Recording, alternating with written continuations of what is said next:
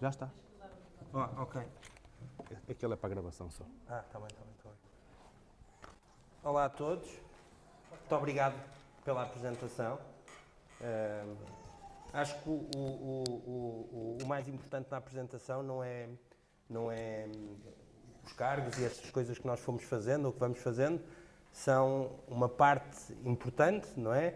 Do tempo que nós dedicamos à causa e ao que achamos importante. Mas mais importante do que isso é o que cada um de nós é, e o que cada um de nós é está refletido aqui num evento ou numa tarde como esta, onde cada um de nós, aqui na pessoa da Maria Helena, que me convidou, mas de tanta gente que fez, ou que torna possível que este e outros encontros aconteçam, isto é o que faz o que é cada um de nós, porque estar aqui para cada um de nós é uma opção. Nós podíamos estar noutro sítio, nós podíamos estar em casa, podíamos estar, hoje está um dia de sol, podíamos estar na praia, podíamos estar em muitos sítios, mas optamos por estar aqui. E porquê é que optamos por estar aqui? Porque gostamos de viver e de estar em comunidade. Comunidade na nossa casa, na família, mas também trazê-la para fora da nossa casa e juntar aqui famílias, e juntar aqui pessoas, e juntar aqui gente que tem como objetivo uma visão de sociedade comum. E não devia ser suposto, se nós vivêssemos numa sociedade livre, não devia ser suposto termos que nos juntar quase na clandestinidade que se brincava, ou quase a termos que ser, vou sair só daqui, quase a ter que sermos cancelados, como espaços onde íamos fazer um evento ou íamos fazer outro, nos vão cancelando iniciativas como esta, por nos queremos juntar. E, portanto, que liberdade é que nós temos, quando nos queremos juntar para falar de temas que são importantes para nós, não quer dizer que sejam importantes para os outros, mas que para nós são importantes, e que alguém opta e acha bem que nos deve cancelar. E, portanto, a pergunta é, não temos liberdade. Não vivemos numa sociedade livre. E porquê é que nós não vivemos numa sociedade livre? Não vivemos numa sociedade livre porque nós temos que tomar opções. E, portanto, isto agora está a parecer confuso para todos que estão a ouvir. Agora, é porque a mesma liberdade que nós lutamos é a mesma liberdade que nós combatemos. Isto porquê? Porque nós, e não estamos a falar dos conceitos de liberdade impostos, o que é importante para nós, aqui num momento como este, é estarmos opcionalmente e em liberdade nesta sala a discutir. E somos livres para fazer isso. E enquanto tivermos uma casa para receber amigos e discutir nessa casa, enquanto tivermos um jardim para receber amigos e nos juntarmos no jardim, enquanto tivermos comunidade, enquanto conseguirmos viver em comunidade, vamos ter liberdade. E, portanto, a nossa batalha hoje, de estar aqui, que é uma batalha, porque uma batalha quando em opção há algo, e a opção era estarmos na praia ou estarmos noutro sítio, a nossa batalha é estarmos hoje aqui a discutir ideias e uma visão de sociedade comum. Vamos então aqui ao tema, não é? Identidade de género e erosão na sociedade. Vou agora lançar o desafio, que é ao contrário. Eu acho que não é a identidade de género que causou a erosão na sociedade. A identidade de género, o tema da identidade de género, apareceu depois de já haver uma erosão na sociedade. Porquê? Porque o que causou a erosão na sociedade, foi uma questão muito simples. Foi uma questão muito objetiva, que eu já falei, que é não quererem que sejamos livres. Não querem que sejamos livres. Nós hoje vivemos num regime que não quer que sejamos livres. Porquê? Porque quer tomar conta de nós. Quer tomar decisões por nós. Quer meter-se na nossa vida. E este é o conceito da anti-liberdade. Nós temos um Estado, em Portugal, mas não só, mas temos um Estado que quer ser assistencialista. Mascarado na lógica da caridade ou da humanidade, quer ser assistencialista. Quer dizer que é ele que resolve todos os nossos problemas. E ao dizer que é ele que resolve todos os nossos problemas, quer isto dizer que ele é dono de nós. Porque quem resolve todos os nossos problemas somos nós próprios. E nós somos donos de nós. Não é o Estado que vai resolver os nossos problemas. Mas ao longo das últimas décadas, o que nos fizeram crer foi que era o Estado que nos vai resolver todos os problemas. Para quê? Para ser dono de nós. E por onde é que eles começaram? Quem é que são os grandes inimigos do Estado ser dono de nós? São as famílias. E, portanto, o primeiro passo que eles tinham que dar era desmembrar as famílias. Porque nós, na família, temos uma coisa importante, que é a liberdade. Quando nós vivemos com a nossa família, nós temos mais liberdade. Porquê? Porque temos mais oportunidades. Somos nós com os outros próximos de nós. Se nós tivermos um problema, nós sabemos que na nossa família, a nossa família o pode resolver. Mas saímos e abrimos a porta da nossa casa, onde vivemos com a nossa família, e sabemos que antes do Estado há outras soluções. E as outras soluções que existem é a comunidade.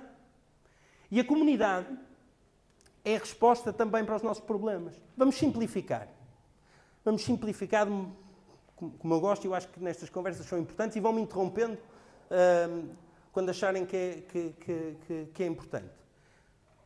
Nós hoje, eu estou em casa e eu tenho duas hipóteses. Ou eu espero que alguém resolva os problemas por mim, ou eu quero resolver os problemas sozinho. E vou-vos dar aqui um exemplo.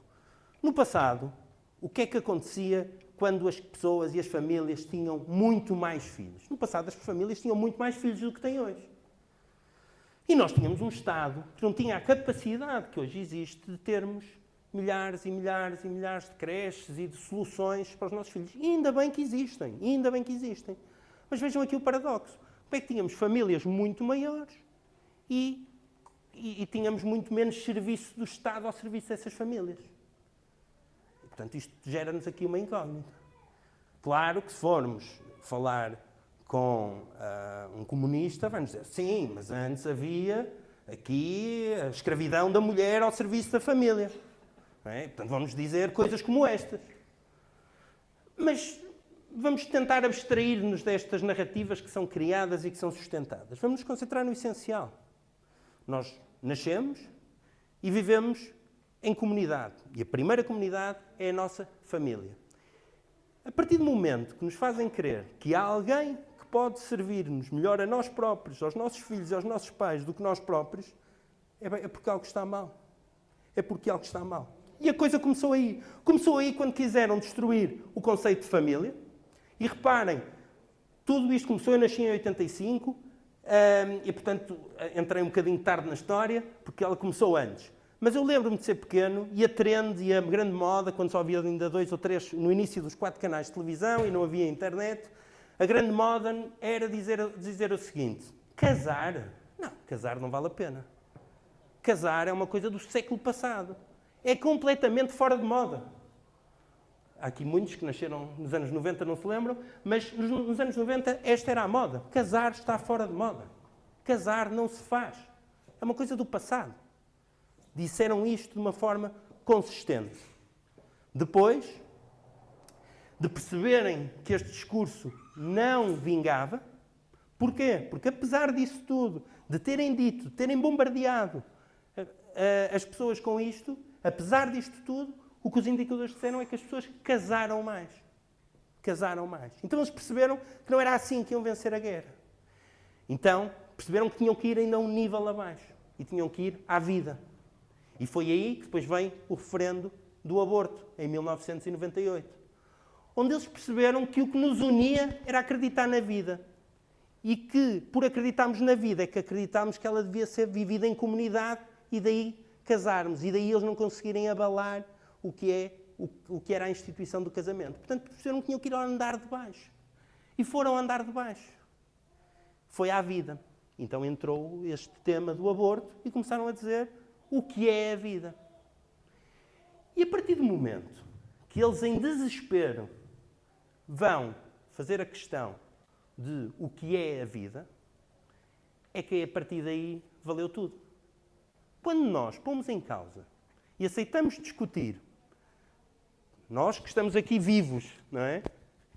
E que falamos, e que nós só estamos aqui por estar vivos, acho que não está aqui ninguém que esteja morto, ou pelo menos para já, se eu posso ser tão chato que no fim da minha intervenção alguém desfaleça. Mas, de qualquer forma, o que nos une é a vida. E, portanto, eles foram atacar a vida. E não contentes com isso, a seguir, perceberam que tinham que continuar a cavalgar. E o momento a seguir foi a questão que discutiram do casamento entre pessoas do mesmo sexo. Foi o tema seguinte. E porquê? Mas esperem aí, mas o casamento que não valia nada agora é tão essencial. Porquê? Porquê? Por uma resposta. Porque tudo isto é uma narrativa. Nada disto é por haver uma visão. É por haver uma visão de anti-sociedade. Tudo isto é uma visão de anti-sociedade. E quando perceberam que mesmo assim não nos conseguiam vergar, optaram por ir mais longe e dizer: bem, vocês não são homens, vocês não são mulheres, vocês são o que quiserem.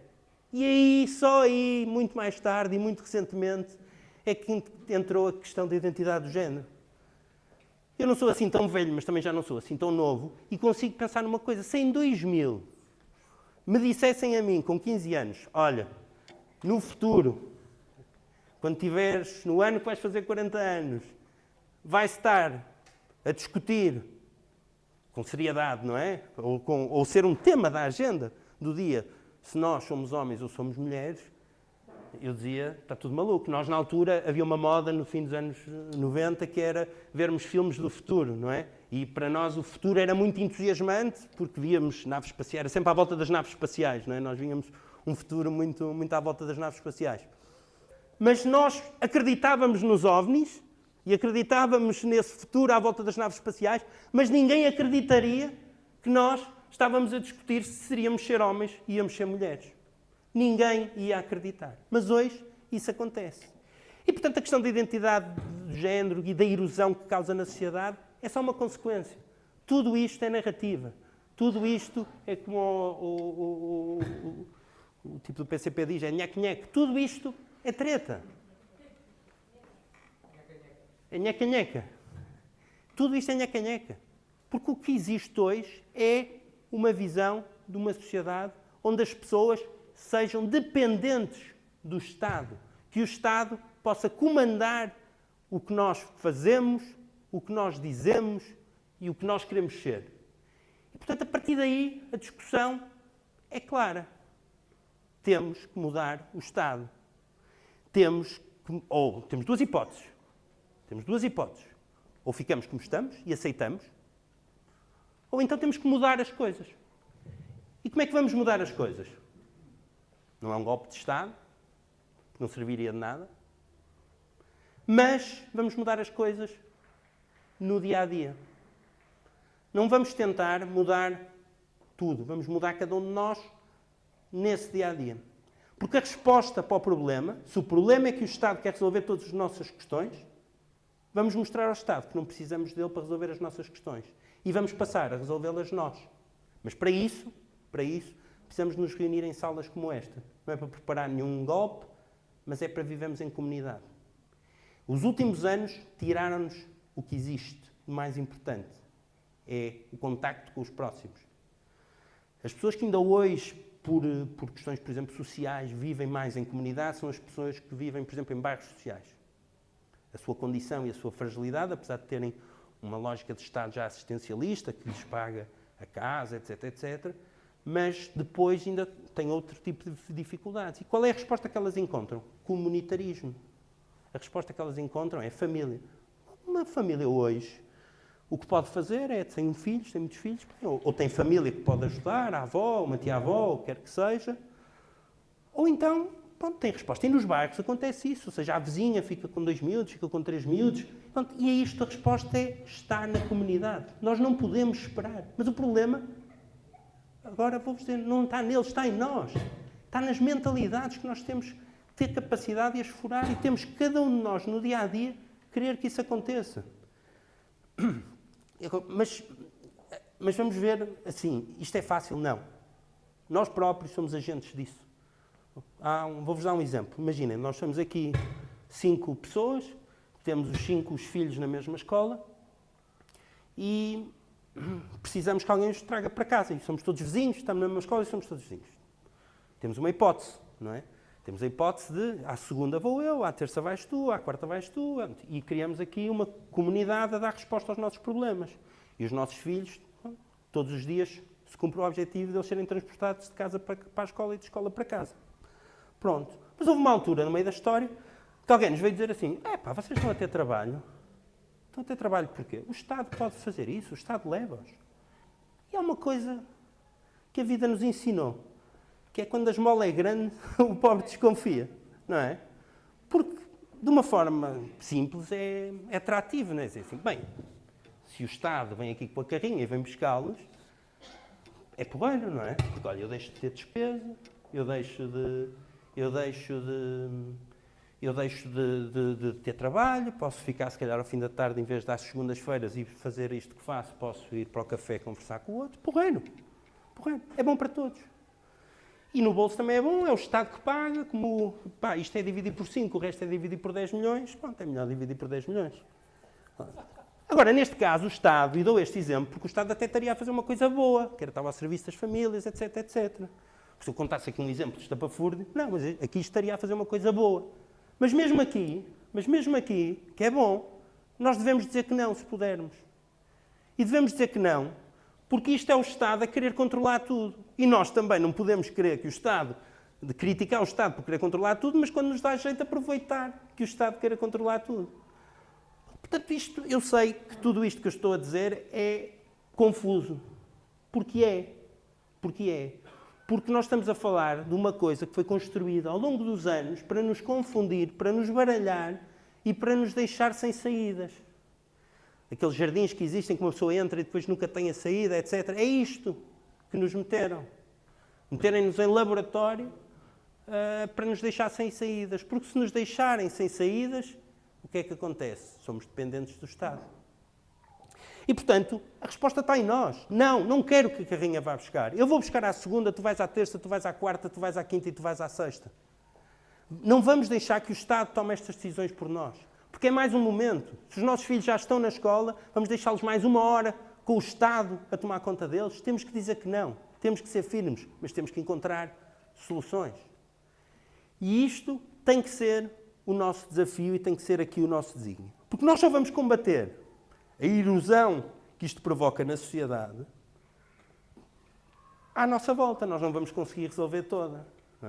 Não existe, nem vale a pena acharmos que existem soluções milagrosas, mágicas, para o problema que temos hoje. Foram décadas a procurar desvirtuar o que nós somos, procurar desvirtuar que a resposta pode estar no próximo e não no todo. Foram décadas. Portanto, agora o desafio que temos é, então, o que é que vamos fazer a partir daqui? O que é que vamos fazer a partir daqui? Vamos, então, pensar aqui em conjunto. Nós estamos hoje aqui reunidos nesta sala, estamos aqui a discutir o tema, mas na próxima segunda-feira vai começar a nossa semana e vamos ter que começar o nosso dia-a-dia e as nossas rotinas. E muitas vezes me dizem, o que é ser patriota? O que é ser patriota? É só comprar produtos portugueses? Não. Ser patriota é nós termos a capacidade de olhar o próximo. Isto é que é ser patriota. O que é a base do patriotismo é nós protegermos o próximo. É nós olharmos para o lado e perceber se a pessoa ao nosso lado precisa da minha ajuda. Para que no dia que eu precisar de ajuda, ela estar alerta para que é possível ajudar e ser ajudado. Portanto, aqui o nosso desafio, enquanto comunidade, se quisermos fazer alguma mudança, é começá-la em nós mesmos. E eu bem sei que muita gente que está aqui na sala já pensa assim, já vive assim, vive preocupado. Mas esta é a nossa batalha. A nossa batalha é não deixar que a instituição família seja abalada. A nossa batalha é reavivar o comunitarismo, é reavivar a participação da comunidade na resolução do problema. Porque, eu bem sei, já é tarde, as soluções são difíceis. Mas o que nós podemos fazer é pôr a comunidade ao serviço do problema. É envolvermos-nos na sociedade. É dizermos que não quando nos dizem que sim e o caminho parece mais fácil. É isto que nós temos que fazer. Tudo que nos fazem, tudo que nos dão, está-nos a tirar liberdade. Sempre que o Estado nos dá alguma coisa, está a tirar liberdade. O Estado é um capitalista selvagem sobre nós. Faz-nos opas hostis sobre a nossa vida. Porque nos dá muito para nos tirar muito. Nos dá muito para decidir por nós. Hoje aqui foi contado um caso da família Mesquita Guimarães, que é um exemplo disto. De querer meter-se na vida dos outros. Querer educar os outros. Isto é o cúmulo. É chegar à mesa de jantar de cada família e querer ser o Estado a tomar as decisões sobre o que é que a família vai discutir. E vai comer. E não vai comer. E, portanto, isto é. E, portanto, nós próprios temos que dizer não. Nós queremos ter menos Estado. Porque se tivermos menos Estado, vamos... Isto...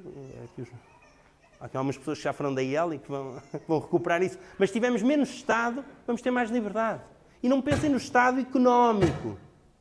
Não pensem nisso. O assistencialismo é a maior amarra que foi criada nas últimas décadas. Mas não confundam solidariedade, porque a comunidade sempre deu resposta a isso. A comunidade sempre deu resposta a isso. Nós não podíamos não ter Estados, nem um conjunto de organismos intermédios, porque não tínhamos. Tínhamos pessoas que viviam, por contexto da época, até em situações mais difíceis. Mas como é que elas prosperaram? Como é que elas cresceram? Foi à conta do Estado? Não foi. Foi à conta da comunidade. Foi à conta dos vizinhos. Foi à conta de alguém na terra que tinha mais dinheiro e que ajudava os outros. Foi à conta de um elevador social que se construía dando a mão ao próximo e crescendo com o próximo. Não era um elevador social que era uma escada mágica que aparecia que nos levava ao topo a todos por decreto. E é isto que aconteceu. Porque vejam o contrário. Todos os jovens têm a aspiração legítima de progredir. Todos os jovens lhes foi prometido que se estudassem, que se fossem para a universidade, iriam progredir. Mas isto é tal escada mágica. Não é verdade. Isso é na lógica de um Estado que toma conta de nós. Porque nos dão uma pseudo-receita para o sucesso, que é completar o 12º ano, ir para um curso universitário, terminar o curso universitário. E o que nos disseram durante anos foi que no dia que eu terminasse o meu curso universitário, tinha a prosperidade à minha espera. Disseram-me que tinha a prosperidade à minha espera. E, portanto, isto era a tal escada mágica que não existe. Não existe. E nós já percebemos. E, portanto, só vai haver um fator que vai permitir que nós alcancemos o sucesso. É se formos nós próprios, mas trabalharmos com os que estão connosco, que é a nossa família, são os nossos amigos e as pessoas que estão ao pé de nós. As que conhecemos e as que não conhecemos. Isto daqui não quer dizer que tenhamos que ser todos os bons samaritanos. Não quer dizer que se saia daqui e estejamos nós a resolver todos os problemas do mundo e dos nossos vizinhos. Isto quer dizer que a mudança de mentalidade tem que ser esta. Temos que todos querer ser livres. Queremos que todos ser diferentes. Nós somos todos diferentes. Agora, no passado, diziam-nos, e também numa perspectiva de nos tentar educar, diziam, nós somos todos diferentes, mas somos todos iguais. Agora dizem-nos, nós somos todos diferentes e somos todos diferentes. Ou somos todos iguais e somos todos iguais. E, portanto, eles têm que decidir também. Têm que parar com as narrativas, porque agora já são contraditórias. E eu, que já atravessei essas duas gerações, já não sei o que faço. Portanto, concluí uma coisa. Não posso andar ao comando do Estado, nem aprendi que realmente não dá. Mas aprendi porquê? Porque tive a sorte de estar numa comunidade que me ensinou a isso, a família, os amigos. Mas tive esse privilégio e sei que muita gente não o tem. E daí é que o papel da escola, de uma forma clara, não pode ser doutrinar. Não pode ser doutrinar, por muito que para os pais seja mais fácil que seja. E, portanto, nós só vamos resolver o problema se nós, cada um de nós, fizermos a nossa parte. E reforço, bem sei que nesta sala muitos fazem, mas esta é a mensagem que nós temos que passar para fora na segunda-feira, quando retomarmos aqui a nossa vida normal e passar esta confusão das eleições, que é desafiar a que cada um queira controlar o seu destino, cada um queira construir o seu futuro. E isso só é possível com liberdade. E a liberdade não pode viver do Estado, a liberdade não pode viver, não podemos depender dos outros, nem financeiramente, nem psicologicamente, nem o que quer que seja. o que quer que seja. Vamos parar de olhar para cima e esperar que haja um Deus Estado que nos proteja e que decida tudo por nós, e vamos olhar para nós e encontrar lá o nosso Deus e perceber que nós é que fazemos a diferença, que nós é que devemos ser donos de nós próprios. Muito obrigado.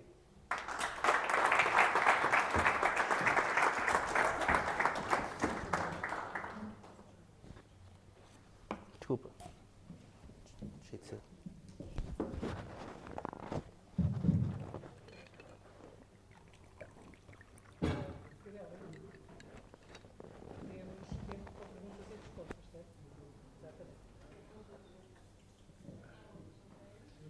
Alguém tem uma questão para colocar ao Miguel Porto Real?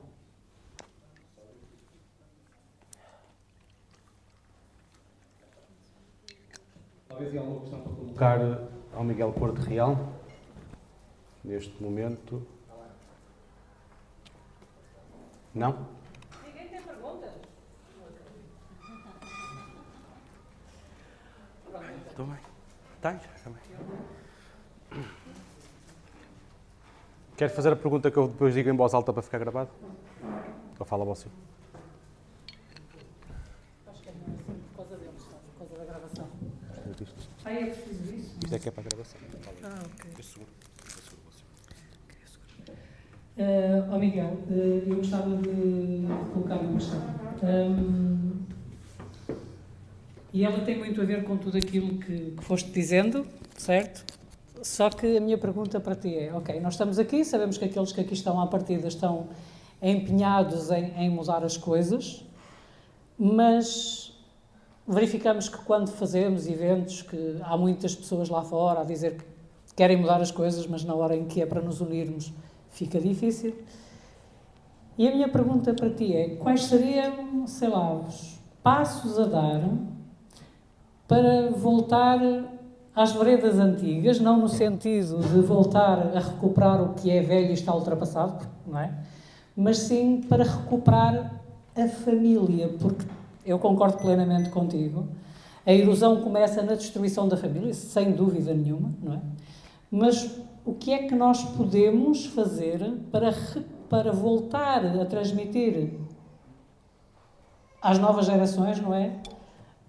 A necessidade da família para se crescer em liberdade, quando nas escolas, neste momento, aquilo que é dito aos miúdos é que os pais são opressores, que não os deixam ter liberdade para fazerem tudo aquilo que querem e serem quem quiserem.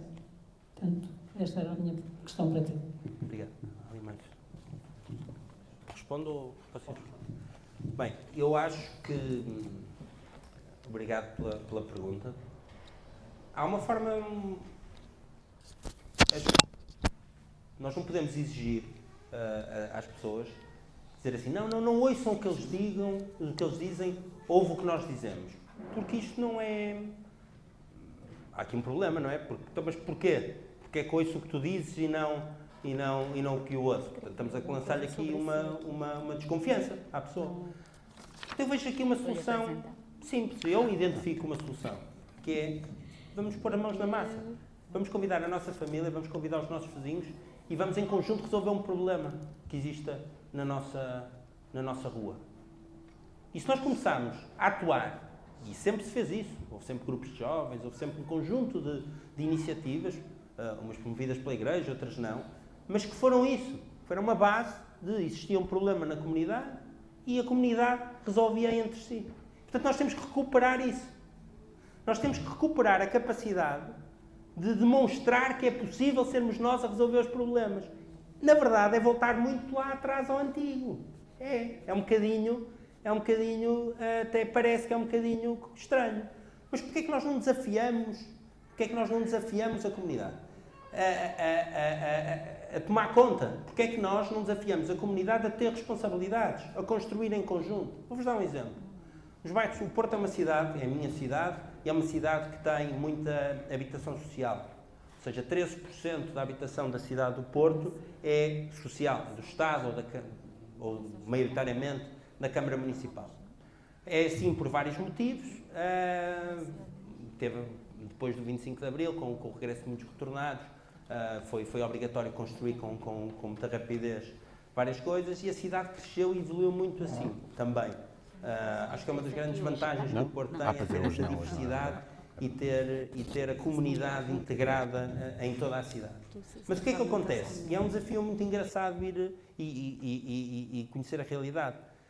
Foi dado, há dois tipos de jardins nos bairros sociais. Há os que são geridos pelos próprios e os que são geridos pela Câmara. Querem adivinhar quais é que estão mais bonitos? São os que são geridos pelos próprios. E vou-vos dizer porquê. Além do motivo óbvio do que é de todos, não é de ninguém, porque depois há competição. E o prédio A quer ter o jardim mais bonito que o prédio B. Isto é real. Eu digo, aquela tem ali umas flores que eu não gosto muito, as minhas são muito mais bonitas, está a ver? E, portanto, isto acontece. E o que é que isto origina? Origina que as pessoas, os vizinhos, que se calhar nunca falavam uns com os outros, tenham que falar para tomar decisões sobre se vão plantar rosas ou vão plantar orquídeas. Quem é que vão ter que criar turnos para ir regar? Vão ter que criar uma estratégia para juntar dinheiro para irem comprar o que quer que seja, para melhorar o sistema para que as flores fiquem mais frescas. Portanto, o que é que isto é? É dar pequenas responsabilidades às pessoas. E, portanto, mas não pode ser o Estado também a dar-nos, porque aí, no fundo, o Estado estava-nos a delegar uma competência, e, portanto, ficava tudo na esfera do Estado. Portanto, temos que ser nós a olhar para um pedaço de terra e dizer, neste pedaço de terra, podia haver um jardim. Mas isto não é teu. Não, é um pedaço de terra. Vou plantar num jardim, não tem mal. Vamos plantar uma pequena horta. Vamos plantar aqui algo que sirva a comunidade. Mas a quem é que isto interessa? A nós. A nós, aos que estamos aqui, aos que vivemos aqui. Portanto, temos que recuperar o básico. Temos mesmo que recuperar o básico. E só assim, recuperando o básico, lançando desafios à nossa comunidade, à nossa primeira comunidade, que é a família, construir coisas em conjunto, mas alargar, vamos conseguir. Conto-vos só uma história. Um amigo meu, o Martim, chama-se Martim Bilbao, ele conta esta história num podcast. São um casal, o Martim e a Sofia, que são de Lisboa, viveram no Canadá, e depois, quando regressaram, foram morar para o prédio de Lisboa. E agora, acho que eles têm são 7 filhos. E perceberam que tinham que fazer alguma coisa, porque os filhos estavam a perder, noções básicas. Então, tem um galinheiro. Então, neste galinheiro, foram e começaram por comprar algumas galinhas. Não é? E fizeram um acordo com os filhos, onde o negócio é simples. Os filhos têm que tomar conta das galinhas, ficam com tudo que é o proveito da operação que gerem, que é as galinhas, mas só podem ter acesso, voltar ao básico, que é, só podem recolher informação para o processo de tratar das galinhas em formato de papel, em enciclopédias e coisas dessas natureza, e só podem promover o seu negócio sem aceder à internet. Portanto, são as regras que eles lhes dão. Não internet para a promoção do negócio, que era muito bonito fazer uma página de Instagram, não é? Não podem usar a internet e todas as fontes para adquirirem o conhecimento sobre o processo têm que ser consultadas em material físico. Pronto, estas são as regras. Pronto, o que originou é que a família, que não percebia nada de galinhas, hoje em dia uniu-se à volta do tema. Então, estudaram em conjunto, leram enciclopédias em conjunto, não foi cada um olhar para o seu ecrã a fazer pesquisas, fizeram em conjunto, perceberam que tinham que ir em conjunto comprar a coisa A, o produto B, para melhorar o que quer que seja, e começaram a vender na vizinhança. Hoje já tem vizinhos a ir lá bater à porta e buscar o seu cabaz de ovos. O que é que isto tem de extraordinário? É uma história, é verdadeira, e é uma forma de mostrar que a comunidade, e a nossa primeira comunidade é a nossa família, pode resolver um problema da casa, que faz falta de ovos, mas também da comunidade que há à volta, e que eu posso ganhar com isso, porque os miúdos ganham dinheiro quando vendem os ovos. Então criou-se aqui uma economia comunitária, promovida por uma comunidade, a família, que é grande, pronto, não é uma família pequena, é uma família grande, mas criou uma onda positiva a todos que o rodeiam. E, portanto, aí está a resposta. A nossa comunidade e os níveis de amor, nós temos que começar nos níveis de amor. Qual é a nossa primeira comunidade? É a nossa família. Depois haverá, irá evoluir. E mesmo dentro da nossa família há vários níveis. E portanto, e vai evoluindo dentro daí.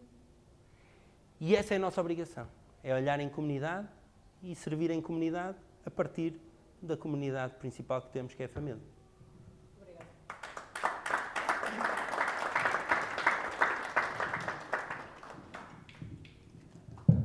Obrigado. Uma pergunta rápida, mais relacionada com tática. Aquilo que eu vejo acontecer à direita é que o imperativo ético de não instrumentalizar as ferramentas de Estado acaba por ser contraproducente para nós. Ou seja, a esquerda chega ao poder, não tem qualquer tipo de pudor em instrumentalizar as armas do poder do Estado, fala a uma só voz, uma voz com autoridade, e nós chegamos ao poder e abnegamos, abstemos de utilizar métodos que são, enfim, poderosos. Isso não é uma desvantagem tática para nós se optarmos pela via da organização comunitária em vez de dependermos do Estado? Claro, é uma desvantagem, ou seja, se nós pensarmos taticamente e no momento, é uma desvantagem, porque nós temos uma visão, de uma forma simples, não é? Nós temos uma visão de sociedade, que é de uma determinada maneira. Será mais fácil nós chegarmos ao controlo do Estado, impor que o Estado tenha a nossa visão. E, portanto, taticamente, cumpríamos o nosso objetivo. Pelo menos durante um período. O problema disso é que nós não íamos vencíamos aquela batalha, mas não vencíamos a guerra, não é? E taticamente mudávamos e voltava a acontecer o que acontecia anteriormente. E depois mudava e voltava a acontecer o que nós queríamos. E, portanto, nós resolvíamos o problema. Agora, de uma forma objetiva, é melhor, dentro do pragmatismo, é melhor que as coisas aconteçam da maneira que nós achamos que devem acontecer, claro. Agora, a verdadeira mudança tem que estar em baixo. Tem que estar em baixo. Porque se nós acreditarmos que o Estado não pode decidir a nossa vida, independentemente do que o Estado depois quiser ou achar que deve tomar, nós não vamos deixar. E no momento, se calhar somos 10, depois somos 100, depois somos 1000, e isto é em progressão. Há uma coisa que a esquerda, agora falar em tática, e eu também gosto muito de tática, que a esquerda não percebeu. Não há campanha. Até porque eu já votei. Portanto, o dia de reflexão foi no sábado passado. Há uma coisa que é importante, que é houve uma tática, mas a tática também vai ser furada, porque os conservadores que resistiram são quem tem filhos. Quem tem filhos é quem vai ter votos. E, portanto, parem lá com a questão da imigração, porque a questão da imigração é só exatamente por isso. Esta questão da urgência, dizer assim, bem, como nós andamos durante 20 e tal anos a dizer que não havia família, que não havia casamento, que as crianças não eram importantes, perceberam uma coisa. Espera aí, falta-nos agora o importante. As pessoas. Nós deixamos, nós com a nossa estratégia deixamos que essas pessoas de fora, e eles agora são muitos. E eles reproduzem-se, descobriram isto, eles reproduzem-se e são muitos. E, portanto, daí vem a outra questão, e daí a imigração ser tão estratégica para um conjunto de pessoas. É porque eles perceberam que são menos. Hoje há uma viragem, isto é uma análise sociológica, não é política, há uma viragem no Parlamento. Se em 2016 dissessem a qualquer um de nós que em 2024 vamos estar no Parlamento com 60% de partidos do espaço não socialista para a direita, ninguém acreditava. Eu não acreditava. Ninguém acreditava. Mas estamos. E, portanto, tem que haver tática. Mas, mais uma vez, nós estamos a ganhar, não foi por ter tática, foi por não cedermos e não deixarmos abalar os nossos princípios. Foi continuarmos a família, foi continuar. E foi sem tática que ganhamos aos que pensaram só com tática. Portanto, acho que essa é que tem que ser a lição. Não, era muito mais fácil o que eles nos diziam do ponto de vista tático, porque eles diziam, vamos desmembrar a família, e ao desmembrar a família, vamos desorganizá-los e vamos ganhar. Do ponto de vista tático. E nós, as pessoas, na altura, eu era muito novo, sei que me excluo, diziam, pois, ficavam assim meio abananadas e tal. Mas se pensassem numa resposta tática, iam cometer o erro. As pessoas o que fizeram foi, não, tu dizes isso, mas eu vou continuar a casar, vou continuar a acreditar nisto, vou continuar. E anos depois, deu-nos razão. Portanto, a tática é importante, temos que fazer... A vida em sociedade é também feita com tática, mas não vai ser a tática que nos vai fazer ganhar a guerra. O que é a guerra para cada um de nós é nós vivemos na sociedade que queremos viver. Vai ser manter-nos fiéis aos nossos princípios e ao que achamos que é certo.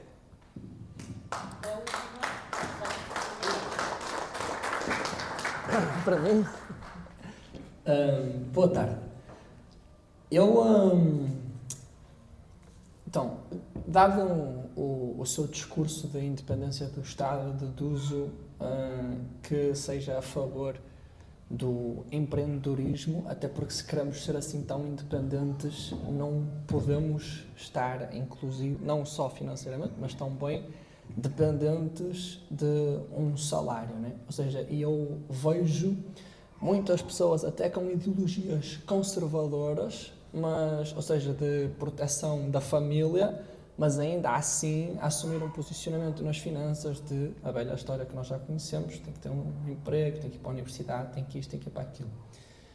A minha pergunta, na verdade, acho que são duas, que é, a primeira, que propostas é que podemos ter para que o espírito empreendedor seja despertado nos jovens, okay? Até porque isso não é feito através da escola, porque também não é do interesse, e de que forma é que os pais podem agir também, porque quando nós começamos a despertar esse espírito empreendedor na criança, que eu sou totalmente de acordo, inclusive eu sou um empreendedor desde os meus 17 anos, mas depois naquela fase da adolescência, o miúdo tem tendência, e eu vejo isso em algumas pessoas, porque inclusive acompanho alguns jovens, que estão dentro depois da escola, do sistema de ensino, e há uma atitude que é mais de rebeldia, porque o jovem adolescente às vezes tem pouca maturidade de estar ali na sala e entender que aquilo faz parte do processo. Então, vira o rebelde que diz, não preciso para nada disto, ou é já começar a empreender. Ou seja, que atitudes é que os pais depois também podem ter em relação a esse filho